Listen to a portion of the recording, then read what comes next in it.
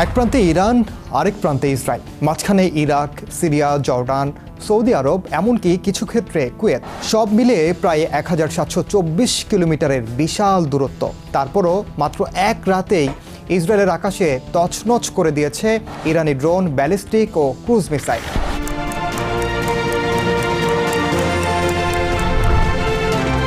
পাল্টা আঘাত করেছে ইসরায়েলও। তেহরান, ইস্পাহান, সিরিয়ার দামেস্ক জ্বলছে আগুন। কিন্তু বড় প্রশ্ন, এই দূরত্ব, প্রতিবেশী রাষ্ট্র সব পেরিয়ে কিভাবে ইরান এমন আঘাত হানছে, কিংবা ইসরায়েল?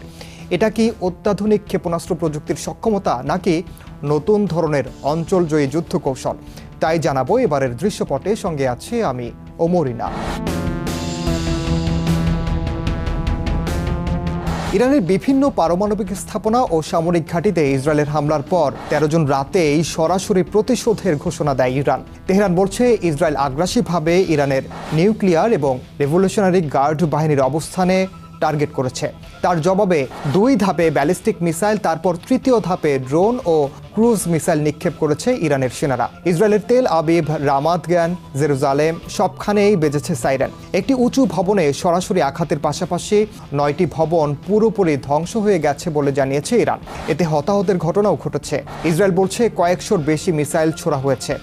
তবে সবচেয়ে বড় বিষয়, ইরান এটা কিভাবে করল? প্রথমত, ইরান সরাসরি সীমান্ত ঘেঁষা দেশ নয়। এটা কোনো গাজা ইসরায়েল যুদ্ধ নয়, যেখানে সীমান্ত পেরোলেই মিসাইল নিক্ষেপ করা সম্ভব। ইরান ও ইসরায়েলের মাঝে 5টির বেশি দেশের আকাশসীমা। তাহলে কিভাবে ইরান এই দেশগুলোকে বাইপাস করলো? উত্তর হলো 3 স্তরের কৌশলের মাধ্যমে। প্রথমত, উচ্চ কক্ষপথ ব্যালিস্টিক ক্ষেপণাস্ত্র কৌশল। ইরান ছুড়েছে MRBM অর্থাৎ মিডিয়াম রেঞ্জ ব্যালিস্টিক মিসাইল বা মধ্যপাল্লার ব্যালিস্টিক ক্ষেপণাস্ত্র, যেগুলো 2000 কিলোমিটার দূরের লক্ষ্যবস্তুতে আঘাত হানতে পারে। সেই মিসাইলগুলো সোজা উঠে যায় আকাশমণ্ডলের বাইরে, তারপর নির্দিষ্ট গতিপথ ধরে আঘাত করে লক্ষ্যবস্তুতে। আর এইভাবে ইরাক, জর্ডান, সৌদি আরব বা সিরিয়ার আকাশে না ঢুকেই উড়ে চলে যায়। দ্বিতীয়ত, ছায়াযুদ্ধ, ড্রোনের চতুর খেলা। ইরানের ড্রোনগুলো ক্ষেপণাস্ত্রের মতো করে নয়, বরং আকাশে নিচু হয়ে আসে। এগুলোর বেশিরভাগই ছোড়া হয় ইরাক ও সিরিয়ার ইরানপন্থী সশস্ত্র বাহিনীর ঘাঁটি থেকে, কেননা এত দূর থেকে ড্রোন উড়ে যাওয়া সম্ভব নয়। লক্ষ্যে পৌঁছানোর আগেই তা ভূপাতিত করা হতে পারে।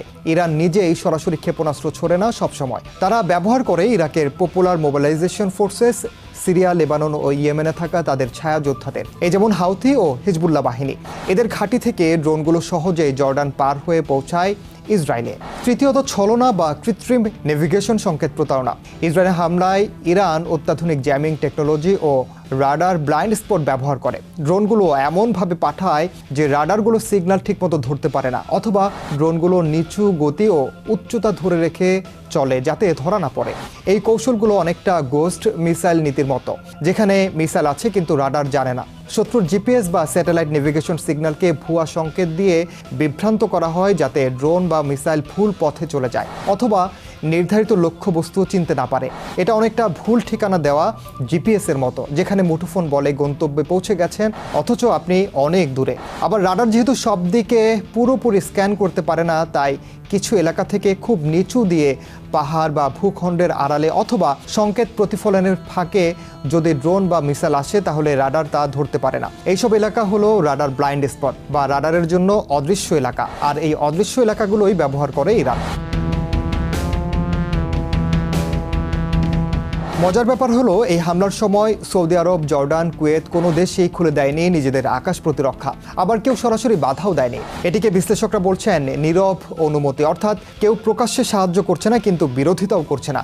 বিশেষ করে ইরাক ও সিরিয়ার আকাশে কার্যত ইরানের এই আধিপত্য, যেখানে ড্রোন ছোড়া বা ক্ষেপণাস্ত্র লঞ্চ করা কার্যত সহজ। একটা সময় যুদ্ধ মানেই ছিল সীমান্ত পেরোনো, সেনা প্রবেশ, আকাশে ডগফাইট। কিন্তু এখন দেশ পার হওয়া ছাড়াই মিসাইল নিজেই দেশ এড়িয়ে উড়ে যায়। ড্রোন ছোড়া হয় অন্য দেশে বসে।